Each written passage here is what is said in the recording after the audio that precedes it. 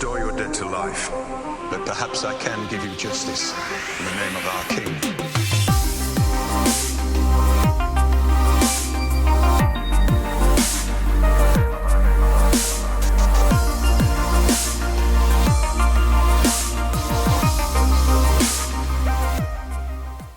Hey everyone, today's video is all about Season 7, Episode 5, Eastwatch. If you haven't had a chance to see the new episode, go watch it first and then come back here for the breakdown. Anyway, let's get into it. First off, Eastwatch is the easternmost castle on the wall. It's the closest castle to Hardhome, and it's only one of 3 castles still in operation at the wall.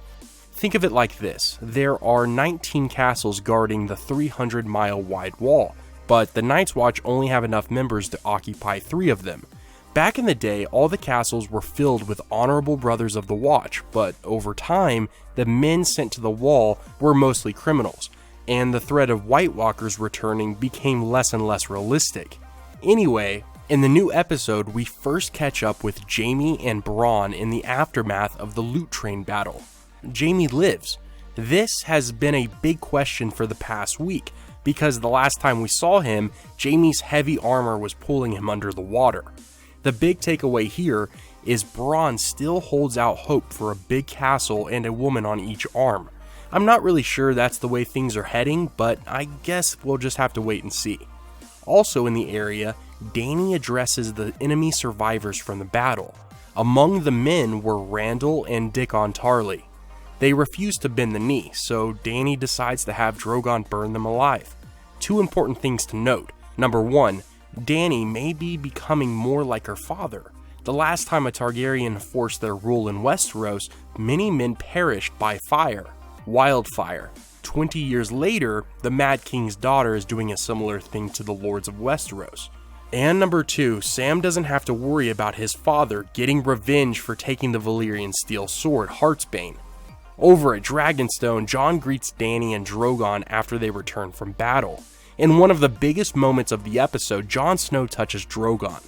Everything from Jon's reaction to even the dragon's noises and eye movement felt as if the show was displaying the special bond between Jon and these Valyrian-based creatures.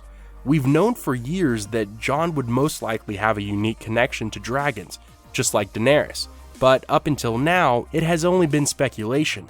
Jon says dragons are beautiful creatures, so I kinda wanna believe there's still a chance for him to one day ride a dragon, now that the show has confirmed his bond with them. Over in Winterfell, Bran uses ravens to search out some not so beautiful creatures. He uses the birds to fly over Eastwatch, and just a tad north of the wall, we see the massive dead army that lies waiting for the Great War. The army was marching towards the wall, but the area they were in looked identical to the location that Jon is seen fighting sometime later in the season. So if the dead are advancing from that position, I wonder why the battle takes place there. I kinda feel like the Night King has seen glimpses of the future, just like humans have seen glimpses from the flames. If the Night King has the same abilities as Bran, then what might he be planning? One person who's trying to figure out how to defeat the dead is Samwell Tarly. Now, in the Citadel, he basically begs the Archmaesters to take the White Walker threat seriously. Unfortunately, old wisdom has taken over the minds of these old men, and Sam reaches his breaking point and then decides to pack up and leave. Just before he comes to that decision, Gilly reads about Prince Rhaegar annulling his marriage and remarrying at the same time in a secret place in Dorne. This is the big reveal, everyone. We now know that Rhaegar didn't just conceive a bastard child with Lyanna Stark. However, he extinguished his marriage with Elia Martell and wed his true love. This means Jon is not a Snow, but a true Targaryen born in Dorne at the Tower of Joy. So for anyone wondering if Jon holds a legitimate claim to the Iron Throne, he does. Anyway, back to the episode. Dany, Jon, and their crew discuss how to deal with Cersei and the White Walker threat.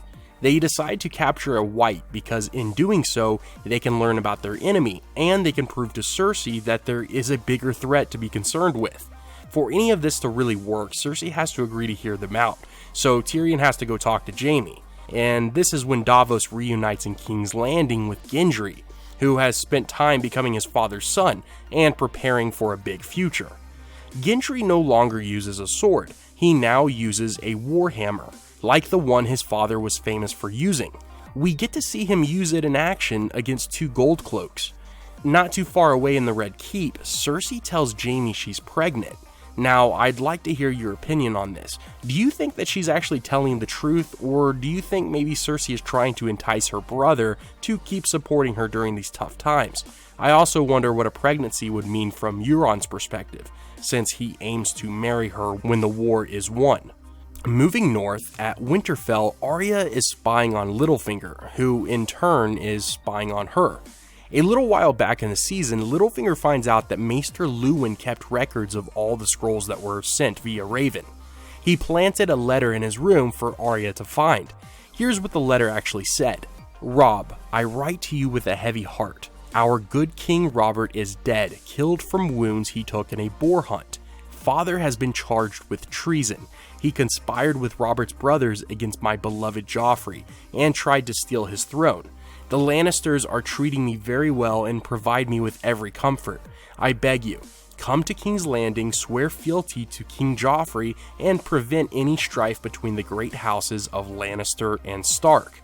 So you see, this is the same letter that Cersei forced Sansa to write in hopes to get her brother and mother to come to King's Landing and bend the knee.